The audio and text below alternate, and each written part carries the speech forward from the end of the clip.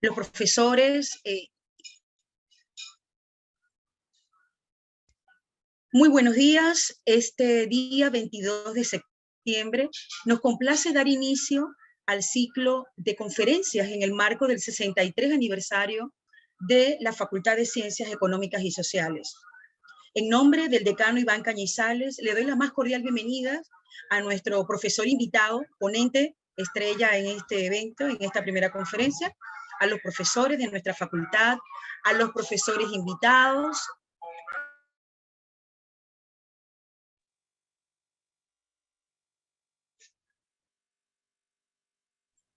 Vuelvo con el sonido.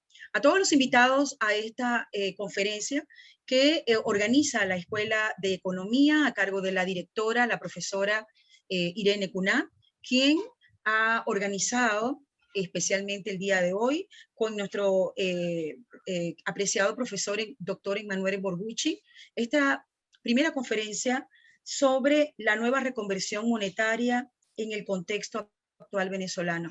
Por ello, le damos la más cordial bienvenida a todos los participantes y a invitarles al resto de las actividades académicas y protocolares que hemos organizado en el marco de este 63 aniversario de nuestra Facultad de Ciencias Económicas y Sociales.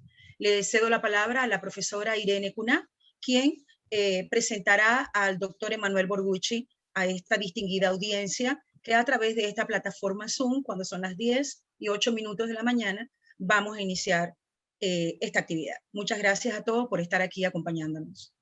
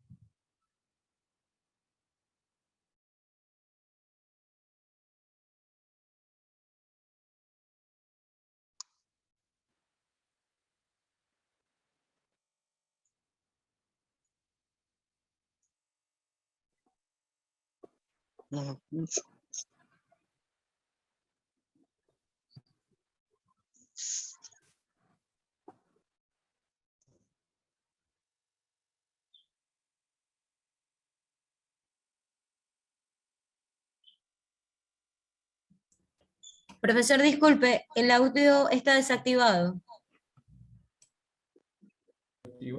¿Ya?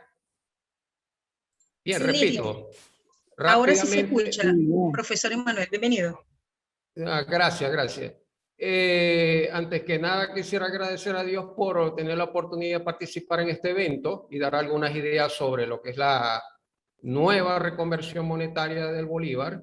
Quisiera agradecer, digamos, al señor decano de la facultad, el profesor Iván Cañizales, a la directora de la Escuela de Economía, Irene Cuná, a la secretaria docente Ángela Graterol, por darme, digamos, la oportunidad, digamos, de exponer algunas ideas, ¿no? Bien, entrando en materia. Ustedes conocen que el dinero tiene algunas funciones que van a estar un poco relacionadas con el tema que nos ocupa. Digamos, desde el punto de vista de la medida del valor, aquí lo que va a haber es un cambio de la unidad de cuenta, ¿verdad? Y un cambio cuantitativo de la unidad de cuenta a través de un factor de ajuste, ¿verdad? De reconversión. Vamos a ver algunos efectos, principalmente como en aquella función de ser título de crédito o medio diferido de pagos, y va a haber algunas consecuencias en cuanto a lo que es la medida del valor del dinero, ¿verdad? Expresado básicamente en su poder adquisitivo, ¿verdad? Digamos que un país que asume un proceso tal como reconversión monetaria está inscrito en lo que yo denominaríamos como una economía tipo 9, ¿verdad? Siendo países desarrollados, Estados Unidos, Japón, Alemania, etcétera. Países tipo 8, por ejemplo, Perú, Ecuador, Chile, que son diversificados en materias primas y exportan y tienen cierta, digamos, mal que bien, estabilidad macroeconómica. Tenemos un grupo 9 que son exportadores especializados en materias primas, sobre todo extractivas, petróleo. Hablemos ahí de los países del Golfo Pérsico, Venezuela hace algunos años atrás. Y en último lugar tenemos un grupo 10, que es donde Venezuela se encuentra en este momento, que no produce esa materia prima o ese commodity llamado petróleo, que es bien cotizado en el mercado internacional, sino que se ha rebajado hacia exportar bienes, digamos, que no son muy valorizados en el mercado internacional. Dicho eso, un país con esas características necesariamente va a sufrir de ajustes crónicos y ajustes polémicos. Es decir, siempre van a tener que sufrir reformas fiscales, reformas fiscales bastante dolorosas porque afecta, digamos, la calidad de vida de las personas, aumento de tarifas, aumento de impuestos al consumo, al valor agregado, impuestos sobre la renta, etcétera. El país se tiene que acostumbrar a esos ajustes cada 2 o 3 años y por lo general son muy impopulares y traen mucha intranquilidad social y sobre todo intranquilidad política, ¿verdad? Hay que decir también de que en el caso específico de Venezuela se abandonó, a diferencia, por ejemplo, de Ecuador, que ellos comenzaron con el cacao, después tuvieron su crisis correspondiente, pero vino el banano y los rescató.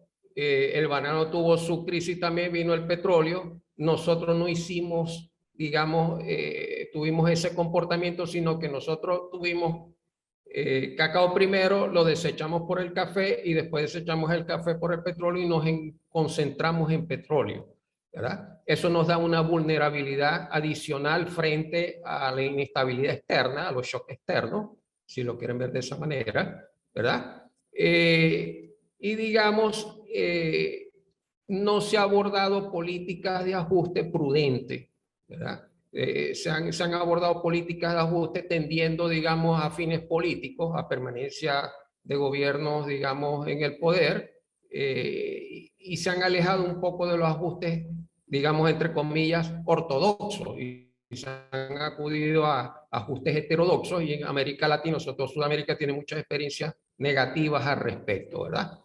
Cuando se empezaron a tomar algunas medidas ortodoxas, quizás la cuestión mejoró. No mejoró, digamos, en un sentido idílico, pero ha mejorado un poco las economías, mientras que ciertos países, entre ellos Venezuela, han adoptado ajustes heterodoxos, ha sido, digamos, prácticamente trágico, ¿verdad? Bien, si nosotros vemos la evolución, digamos, entre 1950 y hoy, ¿verdad? Nosotros tuvimos en Venezuela un proceso de crecimiento más o menos, digamos, con cierta pendiente positiva, pero muy inestable, ¿verdad? Eso es hasta 1982. Después de ahí hubo hasta el 2000, hasta 1999, 2004, si se quiere, cierta estabilidad, o sea, cierta linealidad, prácticamente horizontal, también con volatilidad. Cuando el señor Chávez llegó al poder hubo, digamos, un levantamiento del producto, ¿verdad? Hubo una caída en el 2008, subió otra vez hasta el 2013 y de ahí un derrumbe, una barrena, una caída en barrena de la actividad económica tan impresionante que hoy en día estamos ubicados, digamos, en la undécima, duodécimo, decimotercera economía de América Latina, cuando éramos la cuarta, ¿verdad? Y tenemos niveles de producción por debajo inclusive de los años 50, ¿verdad? ¿Qué ha traído eso como consecuencia? Bueno, que el PIB se ha derrumbado, pero peor aún, se ha derrumbado la productividad total de los factores, se ha derrumbado la productividad del trabajo, obviamente los costos de producción de prácticamente cualquier producto en este país ha sido inviable, ¿verdad? Y lo peor de todo, el país ha tenido que pasar de un nivel de vivir a un nivel de supervivencia, ¿verdad? Vivir al día con lo poco que nos ingresa, y aún peor desde el punto de vista de los negocios, no solamente se ha reducido el número de empresas, sino que también se ha reducido el número de negocios. Yo entiendo como negocio actividades económicas redituables, Aquí ni siquiera ser taxista es negocio, o sea, digamos una actividad, digamos, que pueda soportar una persona, una familia. A eso me refiero, ni siquiera a eso. Entonces, muchas actividades económicas han dejado de ser rentables. O sea, ahora Venezuela va a tener que vivir, digamos, el verdadero sistema capitalista donde solamente empresas viables, negocios viables, redituables, son los que van a tener, digamos, perspectiva. Ante esto, ¿qué ha hecho la administración? ¿Verdad? El gobierno, entiéndase gobierno, ¿verdad? Realmente yo lo enfocaría o lo englobaría en lo que yo llamo ajuste salvaje del siglo XXI. Para decirlo así en forma directa, en forma franca, es un ajuste salvaje porque no hay, digamos, un plan, a pesar de que se invocan como socialistas, lo que menos ha habido es planificación económica. La planificación económica ha sido prácticamente ausente. Uno pensaría, por ejemplo, en el modelo soviético, bueno, olvídense de eso, eso aquí no ha existido, ¿verdad? Aquí lo que ha habido es un voluntarismo, una improvisación enorme, ¿verdad? Que nos ha llevado, entre otras cosas, a que la producción haya evolucionado a eso que yo llamo nivel de economía básica. ¿Verdad? Nivel de economía básica. A nivel, digamos, destrucción de la sociedad anónima, porque eso sí se ve que es una política pública, la sociedad anónima, la sociedad de responsabilidad limitada, eso está siendo sustituida por otro tipo de organizaciones que realmente no han demostrado, digamos, ser efectivas en el proceso de producción. Nos hemos encontrado que ha resurgido una especie de empresariado que no se diferencia mucho de aquel que ha sido criticado, o sea, básicamente parasitario, básicamente improductivo, con poca capacidad exportadora, por lo tanto, poquísima capacidad de generar divisa, ¿verdad? El sistema de pagos del país, o sea, lo que estamos aquí asistiendo, estamos hablando del sistema de pago, ese sistema de pago prácticamente está trancado en casi todos los puntos donde uno lo vea, ¿verdad? Lo que sí se ha desarrollado muy bien es una especie de narrativa, ¿verdad? Entiéndase discurso, donde se ha expandido mucho la idea de la mitología económica, tabúes económicos, los bienes tienen que ser el Estado, somos un país rico, etcétera. Hemos asistido a eufemismo, en vez de llamar al salario, lo hemos llamado salario integral.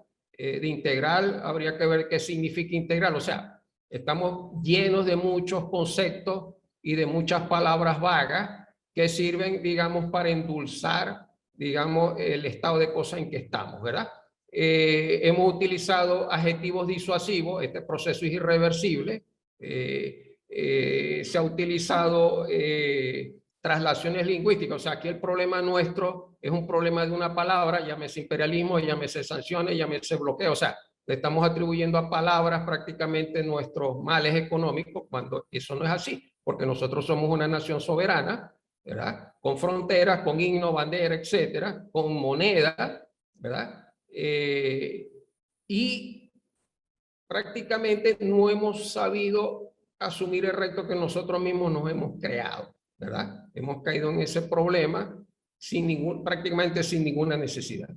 Ante eso, la respuesta que ha sido, bueno, todo un proceso, digamos, de reconversiones monetarias, esta sería como la tercera reconversión monetaria, digamos, englobado en el decreto 4553, ¿verdad? Donde se cambia la expresión, o sea, hay un factor de reconversión, usted coge la cantidad, la divide entre 1 millón de bolívares, o 1 sobre 1 millón, eso ya le daría un cociente de ajuste, ¿verdad? Aquí hay que llamar la atención sobre varias cosas. Uno, no solamente la técnica de redondeo, sino que hay una serie de principios que se invocan en el decreto, por ejemplo, el principio, digamos, de continuidad, ¿verdad? O de mantenimiento del valor. ¿Por qué? Porque eso afecta, aquí ya estamos entrando, digamos, en cierta materia microeconómica, estamos partiendo de la idea de que la reconversión no va a afectar, ¿verdad? Sino que lo que va a haber es una reexpresión y la introducción de nuevas piezas, ¿verdad? nuevo medio de pago, ¿verdad? Que son unos billetes y que tienen determinados valores ajustados a ese coeficiente de reconversión, ¿verdad? Pero en ese punto concreto, digamos que hay un principio de continuidad, ¿verdad? Digamos, en términos de contrato, eso sería una especie de rebus sic stantibus. O sea, que cuando en el sistema económico se hacen transacciones, muchas de ellas son a través de contratos. Entonces los contratos tienen que tener una continuidad porque pueden haber cláusulas donde se establezcan costos adicionales por efectos de la reconversión. Entonces, la medida en este punto, digamos, trata de salvaguardar la continuidad de los contratos a través de una cosa que se conoce como vínculo recurrente, ¿verdad? Entonces, ese vínculo recurrente, ¿verdad?, es lo que garantiza de que no se aproveche la situación para, digamos, tener costos adicionales, ¿verdad?, en la elaboración y aplicación de contratos y, digamos, alguna de las partes invoca una cláusula, digamos, de salvaguarda, ¿verdad?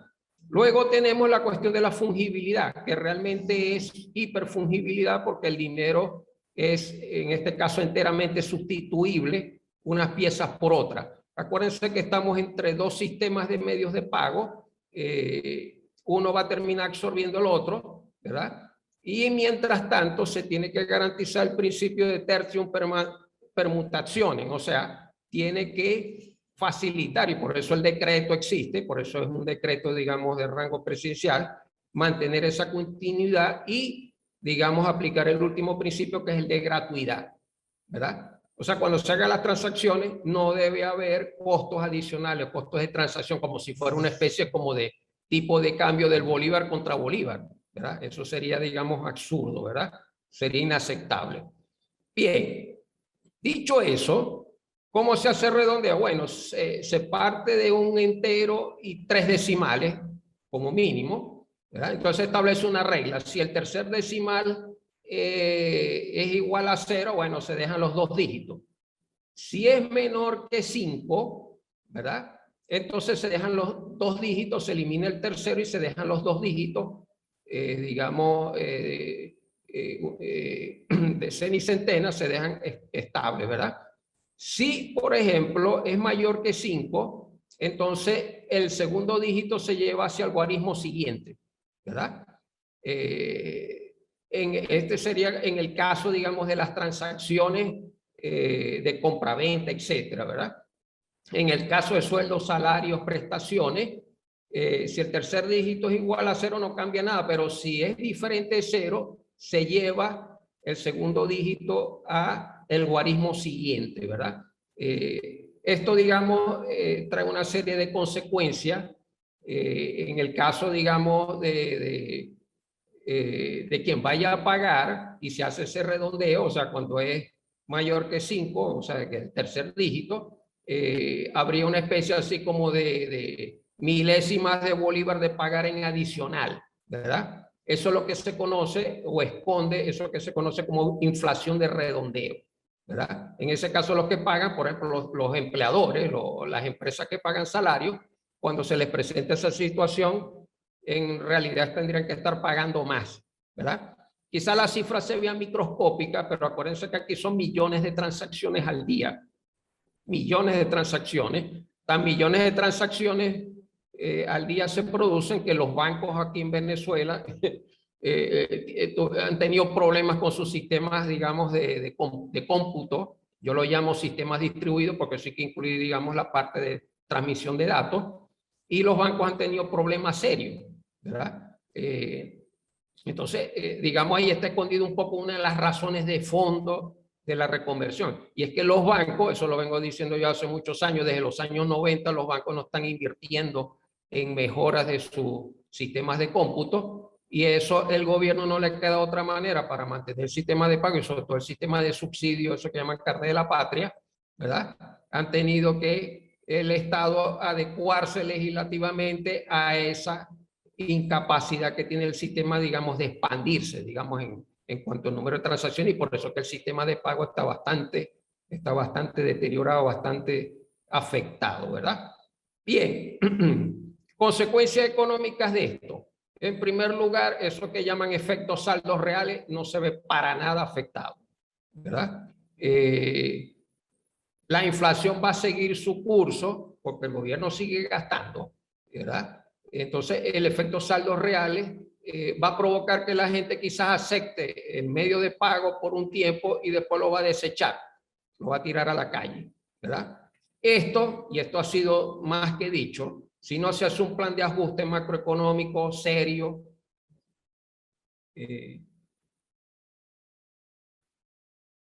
no se hace un sistema de ajuste serio, va a ser estéril, como los dos anteriores, ¿verdad? Y digamos, eso complementaría una serie de políticas económicas también estériles que no han sino redundado, digamos, en el deterioro sostenido hacia la baja de la economía del país, ¿verdad?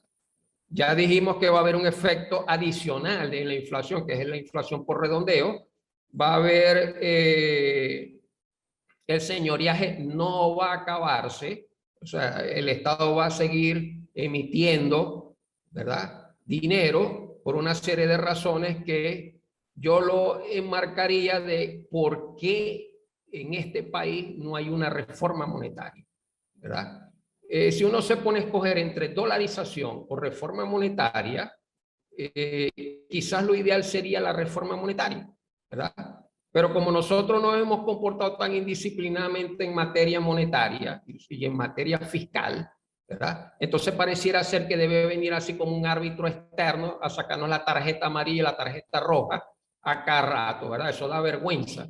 Entonces hay que esconder la cuestión, o sea, hay que crear una especie de máscara, ¿verdad? De trucar esta cuestión para realmente no salir a reflote el verdadero responsable de todo esto, ¿verdad? Que si queremos darle nombre y apellido es Gobierno Nacional y Banco Central de Venezuela. Eso hay que decirlo bien claro, porque el Banco Central está obligado por ley, artículo 2 de la ley del Banco Central, y la Constitución de esta República le impone al Banco Central y le impone al ministro de Finanzas o lo que sea que se llame que gobierne la economía, mantener una coordinación macroeconómica, y eso inclusive puede llevar a la destitución. Eso hay que revisar la Constitución para darse cuenta de que eso no ha sido respetado, ¿verdad?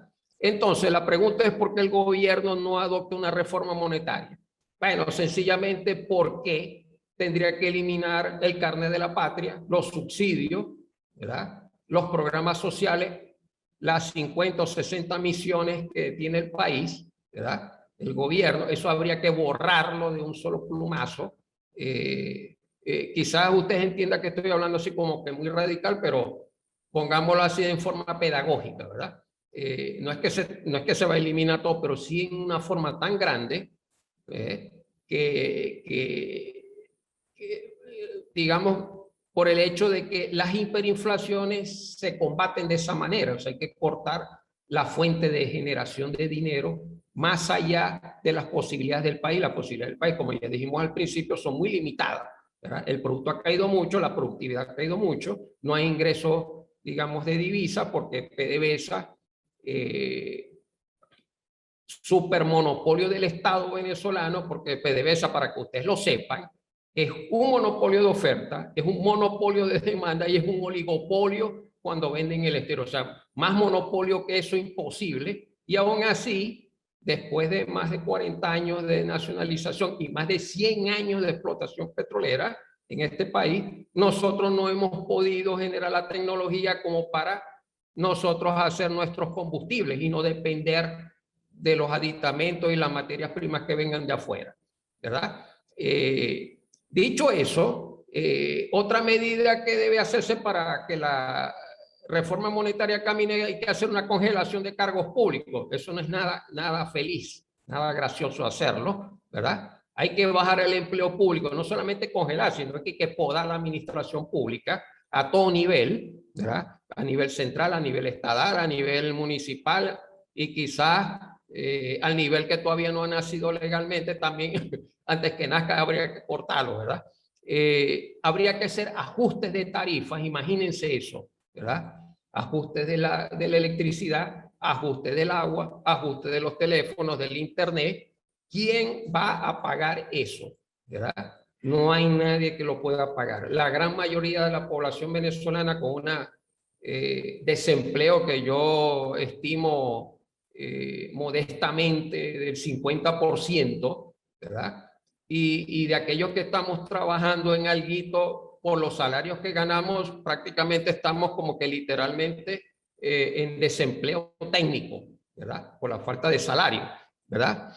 Hay que romper un tabú muy grande porque si no, no va a venir la inversión y es empezar a desnacionalizar empresas para que empiecen a regirse por la lógica del mercado, ganen o pierdan, y no trasladar las pérdidas de esas empresas a los contribuyentes. Por cierto, que son muy pocos los contribuyentes en este país, ¿verdad? Hay que establecer un refinanciamiento que por lo menos tenga un quite de deuda, repito, un quite de deuda de principal de no menos del 40%. Yo quisiera ver quiénes son los bancos, los países que estarían dispuestos a hacer eso. No estoy diciendo nada nuevo porque eso es lo que tuvo que pelear Grecia cuando le tocó su amarga crisis y no vino nadie a ayudarlo. El Banco Central Europeo, el querido Banco Central Europeo le impuso una serie de condiciones que ni el Fondo Monetario, ¿verdad? Entonces, nosotros para acceder al crédito internacional tenemos que renegociar una deuda que está en default de hace como 2 años y es un proceso de negociación bastante arduo donde Venezuela va a tener que poner las cartas sobre la mesa y va a tener que admitir cosas que están encasilladas dentro de un discurso muy peyorativo en este país. No quisiera hablar de neoliberalismo, pero digamos que va en ese sentido, ¿verdad? Fíjense, si esta economía se reactiva para exportar algo, ¿a dónde lo vamos a exportar? Lo vamos a exportar a mercados muy lejanos y de poco poder adquisitivo. Aquí el mercado mayor comprador de bienes y servicios de Estados Unidos, pero no tenemos un tratado de libre comercio con ese país. Nosotros perdimos la oportunidad de oro de acceder al fast track cuando el señor Obama era presidente y nosotros, digamos, orgullosamente nos negamos a participar en eso, pues nosotros somos nosotros y perdimos esa oportunidad de oro que creo que va a ser muy difícil, ¿verdad? Exportar a ese país porque inmediatamente van a venir aranceles compensatorios. Si nosotros competimos con mejores precios, con mayor calidad, los otros socios que tienen tratado de libre comercio van a poner el grito en el cielo y nos van a cerrar las puertas. Entonces no va a ser fácil exportar y decimos exportar para generar divisa. La industria petrolera va a tener que dejar de ser una industria solo del Estado, va a tener que compartir, digamos, la explotación, suelo, subsuelo, comercialización, producción, va a tener que admitir empresas extranjeras, porque aquí el problema que hay en el país se llama flujo de caja. Aquí no está entrando divisa y sin divisa no se puede estabilizar, digamos, la moneda, al menos que nosotros quisiéramos irnos a la dolarización directa. Estamos hablando, si queremos entrar a una reforma monetaria, esa es una de las cosas que hay que hacer, ¿verdad? Hay que desnacionalizar empresas productivas del Estado que están dando sino pérdidas, ¿verdad? Y antes que sean chatarra, terminen de ser chatarras y ser regaladas, al menos venderlas con cierto valor de recuperación. ¿Por qué? Porque la inversión necesaria para recuperarla yo creo que va a ser mucho mayor que el costo que se necesitó para establecerla. Entonces la situación no es, digamos, nada sencilla para una reforma monetaria. Y ustedes se preguntarán, bueno, pero ¿por qué no se adopta? Bueno, ¿por qué el gobierno no lo hace? ¿Verdad? Y yo diría también, ¿dónde está eso que llaman oposición y diga algo al respecto? ¿Qué plantean en tal sentido? ¿Verdad? Es una cosa, digamos, que hay que ponerle, digamos, el ojo, porque es una cuestión muy seria, va a afectar a muchas personas y va a durar mucho tiempo ese ajuste, ¿verdad? No hay que olvidar que el aparato productivo nuestro, yo lo mencioné más o menos con la idea del PTF, El PTF nuestro está, creo que en 0,56, el último año que yo vi la medición. Eso es bastante bajo. Se necesita una cantidad colosal de inversión, y para que haya una cantidad colosal de inversión tiene que haber muchísima confianza, empezando por el gobierno. El problema es que el gobierno, a pesar de toda la retórica y toda la narrativa que tiene, no tiene credibilidad. Eso hay que decirlo en forma franca. Y cuando digo esto, es como un llamado a grito de que aquí tiene que haber un gobierno de unidad nacional. O sea, tiene que haber unidad nacional, todos los factores tienen que ponerse de acuerdo, porque es que la cuestión ya es de Estado. No es de quedarme 5 años más en el poder o repartir cargos, etc. Es una cuestión de supervivencia de la República. Entonces, la única manera es que todas las partes se pongan de acuerdo, porque nosotros tenemos un aparato productivo que es literalmente chatarra, ¿verdad? Está acabado, ¿verdad? Hay que reponerlo, hay que sustituirlo y hay que hacerlo productivo. La productividad nuestro es el trabajo sacando el petróleo, ya se sacó el petróleo y se está viendo el desplome de la productividad. Y obviamente ese desplome de la productividad significa, sin querer ser neoclásico, un desplome de los ingresos reales, del salario real, ¿verdad? La inflación, mal que bien, no hace sino reflejar qué tan pésima está nuestra estructura productiva. Eso lo hace la inflación. Eso es una de las bondades de la inflación. Entonces hay que hacerle caso por ese sentido, ¿verdad? Crecimiento solo del lado de la demanda, imposible. Es una quimera. Eso solamente déjenselo a Japón o a Estados Unidos, o Alemania, Francia, etcétera. Pero países como nosotros, como acabamos de describir, que pasamos del nivel 9 al 10, ¿verdad? Y muchos que les ha ido bien en Sudamérica están en lo que yo llamo nivel 8, porque todavía no han roto la línea de resistencia de ser manufactureros competitivos a nivel global, ¿verdad? Corren el riesgo de rebotar, o sea, al tratar de romper esa línea de resistencia, lo que pueden es devolverse para abajo, ¿verdad? Y entrar en procesos de crisis, ¿verdad? Como lo está pasando en Chile. Fíjense, Chile, que tiene bastantes años de crecimiento económico, se ha diversificado en materias primas. Ecuador, yo siempre uso Ecuador como ejemplo, Perú en los últimos años, pero parece ser que hubiese como una resistencia a romper esa línea y empezar a ser manufacturero, y manufacturero, digamos, al estilo del siglo XXI, no manufactureros con nuqueros, ¿verdad? Estamos en la era siglo XXI, en la era de la producción en masa, de las economías de escala. No es la economía de conuco, la economía, digamos, de patio de casa o de supervivencia. Eso estaría bueno, digamos, para el neolítico, la revolución neolítica, eso quizás sirva, pero para estos tiempos no. Entonces, para eso se necesitan grandes volúmenes de capital humano preparado, ¿verdad? Y nosotros, orgullosamente, hemos dejado ir, escapar, digamos, a lo que realmente vale más en este país, que es el capital humano, ¿verdad? Si nos vamos a la dolarización, que sería la otra alternativa, fíjense todo lo que hay que hacer si se quiere hacer una reforma monetaria seria, respetar al bolívar. ¿Por qué? Porque en algún país se llama sucre, en otro país peso, en otro país escudo, etcétera. Una de las funciones del dinero, que por lo generalmente no se invoca, es que el dinero es un símbolo patrio, ¿verdad? Así como la bandera, el escudo, el himno, etcétera. Tu propia moneda llega donde llega tu soberanía, en este caso económica, ¿verdad? Entonces los países tratan de cuidar ese símbolo. Venezuela lo ha tratado de cuidar porque se llama Bolívar, porque este es un régimen, entre comillas, bolivariano, ¿verdad? Pero ha fracasado rotundamente en cómo sostenerlo, ¿verdad? Entonces, es cómico ver, digamos, por un lado quieren mantener el mito de Bolívar, ¿verdad? O la historia, o la narrativa histórica, o la historiografía, digamos, acomodaticia del libertador, ¿verdad?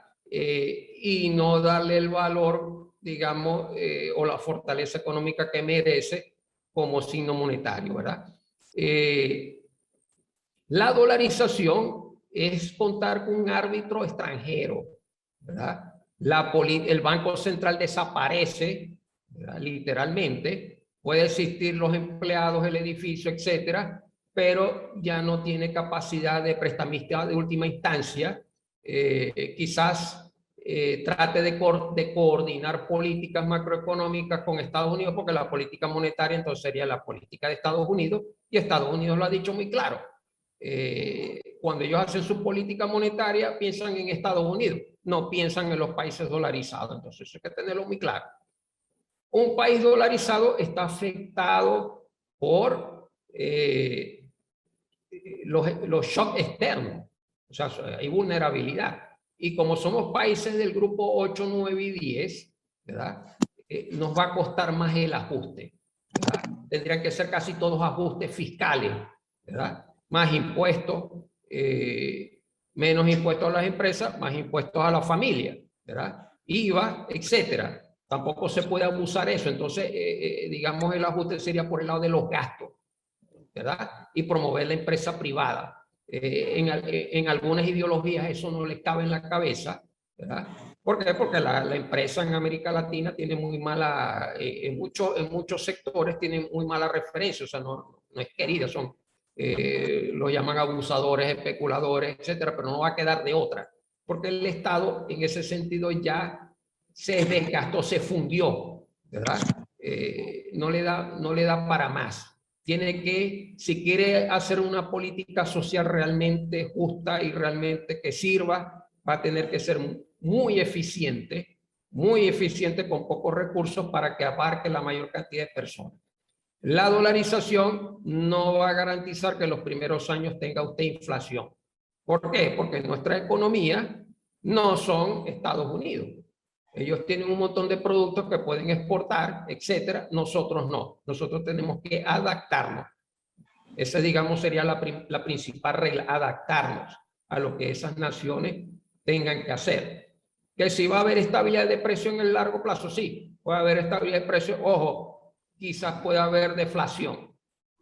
Es una posibilidad bastante grande de que eso pueda ocurrir, ¿verdad? ¿Cuál es el costo de no asumir o una reforma monetaria o no asumir la dolarización, ¿verdad? Yo les dejo a ustedes, digamos, por cuál de los dos se enamoraría, se casaría, ¿verdad? Son dos novias o dos novios muy difíciles, la convivencia no sería muy fácil, ¿verdad? Pero hay una tercera alternativa, que hasta ahora es la que ha asumido Venezuela particularmente, que es no hacer nada, ¿verdad? Ni dolarización, ni reforma monetaria, sino que se va a un supuesto tercer camino, tercera vía, que por lo visto ya ha mostrado como esa tercera vía, llena, plagada de espinas y de vidrios en el piso, ¿verdad? Bueno, el precio a pagar sería ¿qué? La culminación de la oxidación de la economía. ¿Quién va a venir a invertir en un país donde las reglas no están claras? Y no es que el gobierno va a tirar una serie, un decálogo, ¿verdad? Las tablas de Moisés, olvídense de eso. Eso no, ni siquiera eso genera credibilidad. ¿Cómo se comporta la sociedad, el trabajador, ¿verdad? Habrá necesidad de establecer una reforma monetaria, por cierto, eso es una de las condiciones, perdón, una reforma laboral, ¿verdad? Una amarga reforma laboral donde se establezcan condiciones de mayor flexibilidad, entre comillas, flexibilidad, que las empresas tengan más poder de despedir y contratar trabajadores o personas calificadas, ¿verdad? Establecer remuneraciones, aumento de salario, olvidarse eso de aumentos nacionales de salario.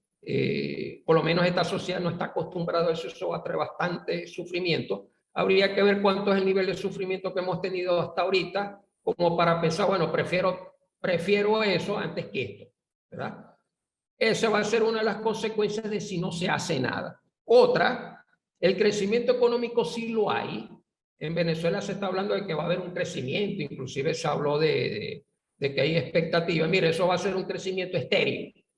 ¿Por qué? Porque el verdadero fondo, para mi opinión muy particular, ¿verdad?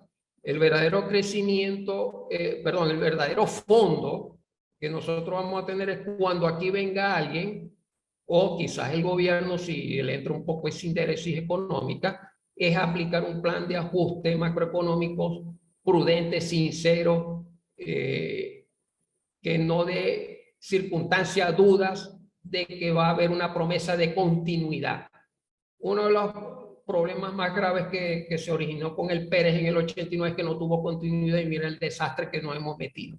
Entonces, ese desafío, ¿verdad?, es lo que sí va a traer credibilidad, no en el corto plazo, sino en el mediano plazo. O sea que hay que aguantarse el estómago bastante tiempo más, ¿verdad? Porque estaríamos ya navegando el fondo, pero con expectativas de que pueda, digamos, reflotarse poco a poco. Porque es fácil destruir la economía, pero construir y sobre todo reconstruir todo esto va a tardar años, ¿verdad? Y hay que ser muy prudente constantemente. O sea, el gobierno tendría que estar en un monitoreo constante para que para no perder el control del ajuste, ¿verdad? Entonces, imagínense ustedes, ¿verdad? Una de las consecuencias, bueno, sí, tenemos un aparato productivo oxidado que solamente se invierte en aquello en que nosotros somos ricos, diamantes, oro, a costa de deforestar, digamos, la gran sabana, etcétera, ¿verdad? Eso no es empleo estable ni es crecimiento económico estable. Eso es lo propio de las economías extractivas. Si nosotros tuviésemos 1 millón de habitantes, ok, está bien, pero somos 28 millones de habitantes, ¿verdad? Y ahí se han ido 6 y miren, no se ha mejorado la situación, ni en la distribución de alimentos, ni en la mejora de la vida, al contrario, la economía sigue cayendo, ¿verdad? Eso hay que tenerlo muy presente, ¿verdad? Seguiremos siendo un país extractivo, ¿verdad? Quizás mejoremos un poco en cacao, en café, habría que competir rudamente porque el problema es que esos tipos de productos están entrando en lo que yo llamo la lógica del vino, o sea, hay que sacar variedades más refinadas, ¿verdad?, más resistentes, económicamente más viables, ¿verdad? Y eso necesita también mucha inversión y sobre todo mucha investigación y tecnología y sobre todo mucha experticia empresarial, ¿verdad? Entonces, hasta en eso, en el caso de nuestro venezolano, puede tardar su buen tiempo, ¿verdad? Otro de los problemas es, ¿verdad?, la histéresis en el mercado laboral, ¿verdad? Ya el empresario venezolano tiene bastante experiencia, 22 años de experiencia de cómo se lleva la política de controles de precios, de salario, controles en casi todo, ¿verdad? ¿Qué empresario en el futuro va a llenar con 10 empleados lo que hoy en día puede llenarlo con 2? Que 2 lo hagan, ¿verdad? Entonces se corre la posibilidad de que el empleo suba. Obviamente en la recuperación económica va a haber una recuperación del empleo, pero no va a ser en la misma velocidad que la recuperación económica, si es que la hay, ¿verdad? Porque la empresa está con un pie adentro y con un pie afuera. No vaya a ser que el gobierno cambie a última hora y lance medidas intempestivas, ¿verdad? Porque está perdiendo apoyos políticos. Acuérdense que esta es la lógica política contra la lógica económica o viceversa. Y por lo general en Venezuela la lógica política ha subsumido la económica. O sea, en otras palabras, la lógica económica es servil a la lógica política, ¿verdad? A pesar de que eso que llaman leyes económicas se han encargado de desmentir todo eso, todo ese mito, y han mostrado el verdadero estado de cosas que tenemos, ¿verdad? Y por último, ¿verdad?, entre otras de las cosas es que tendríamos que tener nietos en condiciones de supervivencia, si esto se mantiene, ¿verdad? Conseguir empleos precarios, educación precaria, formación precaria, poca formación en el trabajo, ¿verdad? Entonces, esto no haría sino extenderse en el tiempo, ¿verdad? La pregunta es, ¿gobierno y oposición quieren eso? Pues no. Bueno, entonces la pregunta no es esa. La pregunta es cómo lo van a hacer, ¿verdad? Y el cómo lo van a hacer es donde se va a evaluar si verdaderamente son sinceros o no en lo que se propone, ¿verdad? Entonces, la reconversión, en otras palabras, no hace sino ayudar a los bancos a manejar bien las cuentas en sus calculadoras, ¿verdad? Pero efecto en lo económico, efecto en lo social es bastante estéril, ¿verdad? Bastante pobre. Y parece ser que como mire, esta reconversión no hay submúltiplo, o sea, no hay pieza de submúltiplo, o sea, no hay el 50 céntimos, 25 céntimos, sino que dejan el bolívar. Eso no es sino admitir de que esto no va a durar mucho, o sea, el deterioro continúa. ¿Por qué? Porque no ha habido, digamos, intenciones, ¿verdad? Ni siquiera de aquellos que tienen alguna posición, digamos, medio liberal en quienes nos gobiernan para cambiar el orden de cosas, ¿verdad? O sea, parece que esto va a continuar, ¿verdad? Y los ceros seguirán aumentando, ¿verdad? Y la confianza en el país se va a seguir deteriorando, lamentablemente. Yo no digo que han habido actividades económicas aquí en Venezuela que han sobrevivido, o sea, que han prosperado, ¿verdad? Bueno, esas son las actividades económicas que los microeconomistas dirían, bueno, esos son productos de demanda inelástica.